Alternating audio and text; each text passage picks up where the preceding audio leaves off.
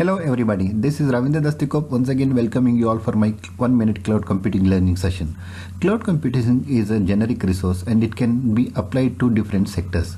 So one of the areas where it has been very successfully implemented is manufacturing sector. In the manufacturing sector, industrial control systems continuously generate monitoring and control data.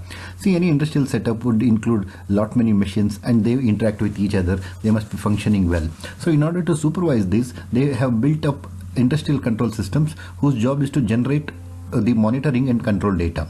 Real-time collection of this data, management and analysis of the data that is collected on the production operations generated by this ICS system managed in the cloud can help in gauging systems, improve plant and worker safety and take required steps in real time prevent disasters. See, modern day factories or modern day industries are very complex and spread over large areas. So collecting the data on the status of each machine either for improving the productivity or to have safe systems in place is very important. So cloud computing can certainly help in this regard in either storing that data, processing data or generating the insights and sharing it back to the people who are in control.